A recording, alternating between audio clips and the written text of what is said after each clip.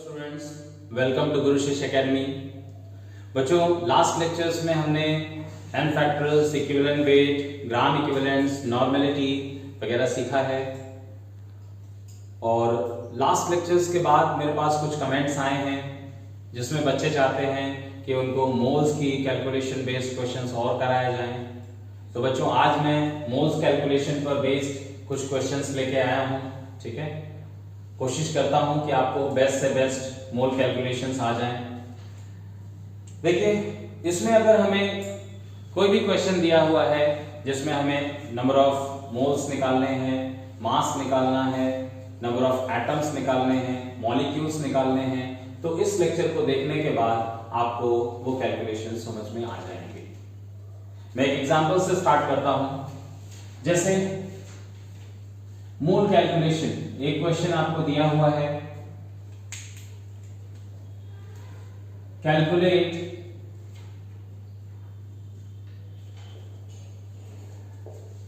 number of moles in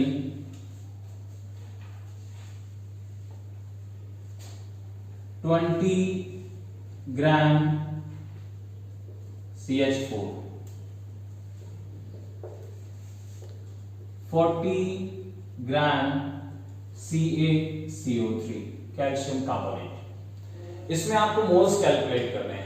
बच्चों, अगर दो प्रॉब्लम भी आपको समझ में आ गई तो आपको मोल्स कैलकुलेट करना आ जाएगा। अभी मैंने यहां पर मास के टर्म्स में लिया है, तो मास के टर्म्स में देखिए, इसको सॉल्व करते हैं। मास के टर्म्स में कैसे कैलकुलेशन की जाती है मोल्स की? इसके लिए हमारे पास फॉर्मूला है, number of moles equals to given mass in grams divided by molecular mass या फॉर्मूला मास, एटॉमिक मास, ये आप यहां पर कर सकते हैं, फॉर्मूला ये यूज कर सकते हैं। इसमें n गिवन मास, जैसे मैं ए पार्ट की बात करूं तो CH4 का गिवन मास है 20 ग्राम डिवाइडेड बाय CH4 का मॉलिक्यूलर मास। बच्चों, पहले मैंने आपको मॉलिक्यूलर मास निकालना सिखाया है पिछले लेक्चर्स में, फिर भी अगर किसी को नहीं आता है तो मैं एक बार फिर सिखा देता हूं। CH4 का मॉलिक्यूलर मास कैसे निकाला जाएगा? इसके लिए atomic mass of carbon 1 atom है, 1 into 12, 4 एटम्स हाइड्रोजन, 4 into 1, या आप टोटल कर दीजिए 12 plus 4 16। ये CH4 का मॉलिक्यूलर मास आ जाएगा। यहां आप मॉलिक्यूलर मास 16 डिवाइड कर दीजिए तो ये 5/4 आ जाता है, 1.25। These many moles. बहुत इजी क्वेश्चन है, मेरे हिसाब से आपको कोई समस्या इसमें नहीं आनी चाहिए। सेकेंड प्रॉब्लम एन, इसमें गिवन मास है 40 ग्राम कैल्शियम कार्बोनेट। कैल्शियम कार्बोनेट एक सॉल्ट है। कैल्शियम कार्बोनेट के टर्म्स में अगर हम बात करें तो यहां पर हम मॉलिक्यूलर मास, इस टर्म की जगह फॉर्मूला मास यूज करेंगे। फॉर्मूला मास, क्योंकि सॉल्ट के लिए फॉर्मूला मास यूज करना चाहिए। तो बच्चों, CaCO3 का फॉर्मूला मास अगर आपको निकालना हो तो यहां हम निकाल देते हैं। Calcium 1 atom 40, carbon 1 atom 12, oxygen 3 atoms 16। This comes 40 plus 12 plus 48, 100। बच्चों, formula mass of CaCO3 is 100, तो 100 से आप यहां डिवाइड कर दीजिए। This comes 4/10, 0.4 moles. तो बच्चों, आपको मोल्स निकालना हो तो ये एक इजी तरीका है, इस तरीके से आप मोल्स निकाल सकते हैं। मैं आपको एक क्वेश्चन दे रहा हूं, इस बार आपको मोल्स कैलकुलेट करने हैं और मोल्स के जो आंसर हैं वो मुझे कमेंट्स में बताने हैं। बच्चों, ये सम आपको समझ में आ गया होगा। अब मैं ये आपको होमवर्क की तरह दे रहा हूं, आप वीडियो देखें तो जरूर से जरूर इसकी कैलकुलेशन करें और कैलकुलेशन करके कमेंट्स में इन दोनों के आंसर, दो पार्ट में दे रहा हूं, उनके आंसर आप कमेंट्स में बताइएगा। ये सेकेंड क्वेश्चन है, ये फर्स्ट क्वेश्चन है। सेकेंड क्वेश्चन, इसमें आपको बताना है 170 ग्राम अमोनिया NH3, इसके मोल्स कितने होंगे, और 60 ग्राम सल्फर ट्राइऑक्साइड SO3। बच्चों जैसे ही मैंने आपको सिखाया है वैसा ही इन दोनों को आपको घर पे सॉल्व करना है और इन दोनों के आंसर मुझे कमेंट्स में बताने हैं। इसमें आपको जरूरत पड़ सकती है इनके एटॉमिक मासेस की, तो मैं आपको यहां पर एटॉमिक मासेस दे देता हूं। Given atomic mass of nitrogen 14, sulphur 32, oxygen 16। बच्चों ये आपके पास है। अब आप यहां से मॉलिक्यूलर मास निकालने का ये तरीका है, फॉर्मूला मास मॉलिक्यूलर मास, आप वहां से मॉलिक्यूलर मास निकाल सकते हो और फिर उसके बाद मोल्स कैलकुलेट कर सकते हो।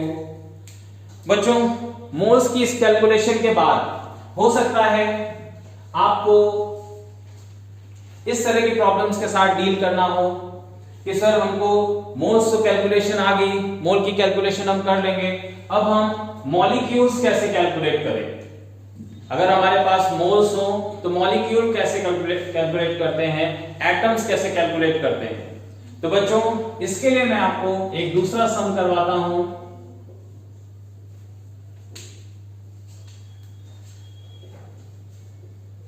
कैलकुलेट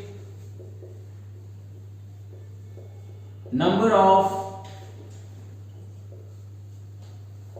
molecules and total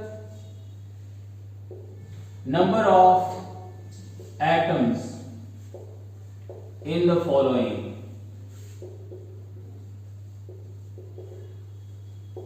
बच्चों इस प्रॉब्लम में मैं आपको कुछ अमाउंट दूंगा जिसमें आपको नंबर ऑफ मॉलिक्यूल्स बताने हैं और नंबर ऑफ एटम्स बताने हैं। तो बच्चों अगर हमारे पास मोल्स हो तो एटम्स मॉलिक्यूल्स कैसे निकाले जाते हैं इस प्रॉब्लम के जरिए हम सीखेंगे। जैसे हमें दिया हुआ है 30 ग्राम NH2CONH2। बच्चों ये क्या होता है, ये होता है यूरिया।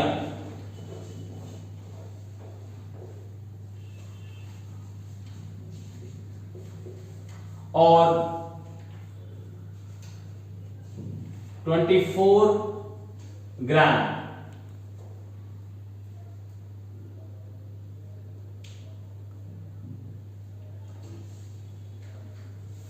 NH4OH, चलिए ये ले लेते हैं हाइड्रोक्साइड, 24 ग्राम अमोनियम हाइड्रोक्साइड ये ले लेते हैं।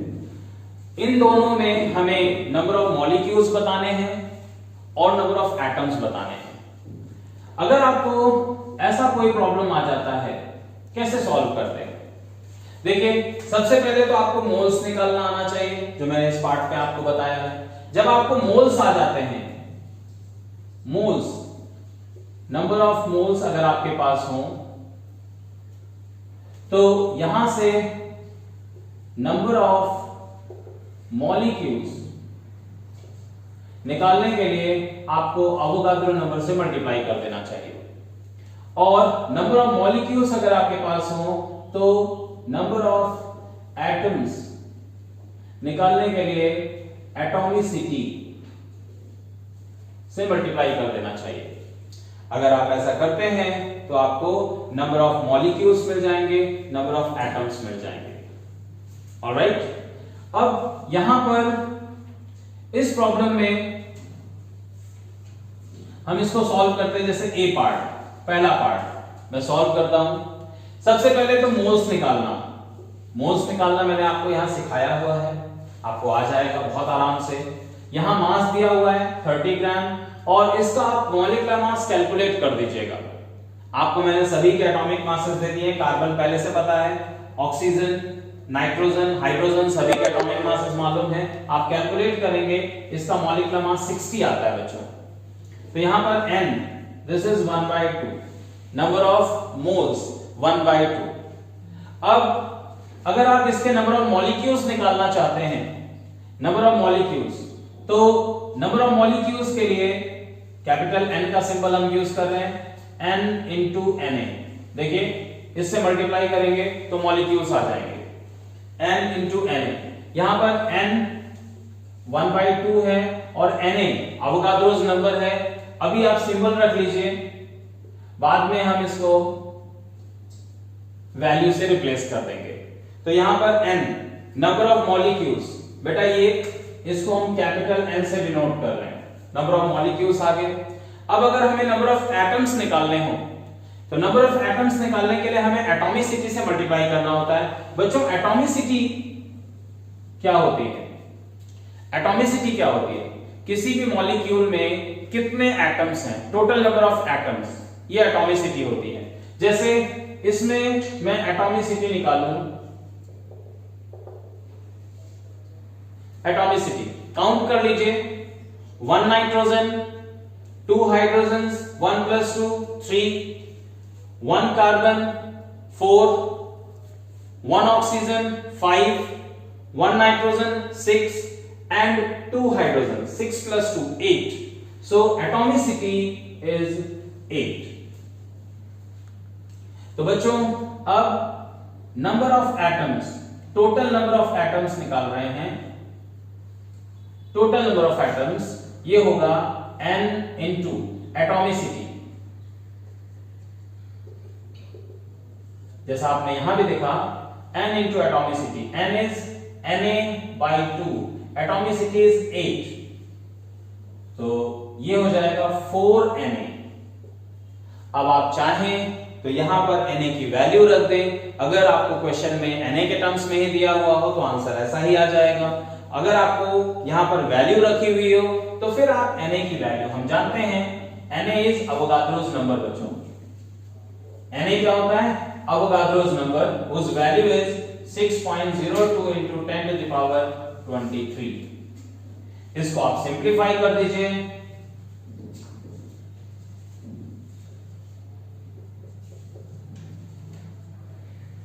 (24.08 into 10⁻23। लेकिन ये आंसर आपको कई बार इस तरह से नहीं रखा होता है, इसको साइंटिफिक नोटेशन में चेंज करना पड़ेगा।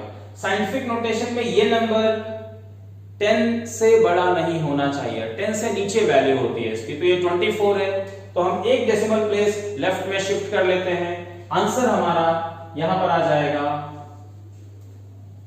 2.408 into 10⁻। जब नंबर हम छोटा करते हैं, 24 से 2.4 किया है, तो यहां पर पावर इंक्रीज होती है। नंबर छोटा होता है तो पावर इंक्रीज होती है। यहां पर ये 24 आ जाएगा। तो बच्चों 2.408 into 10⁻24 ये हमारा नंबर ऑफ एटम्स का आंसर है। तो बच्चों अब मैं चाहता हूं कि जैसे मैंने ये एक पार्ट सॉल्व किया है, वैसे ही आप इसका सेकेंड पार्ट आप सॉल्व करें और इसको कमेंट्स में मुझे आंसर करें।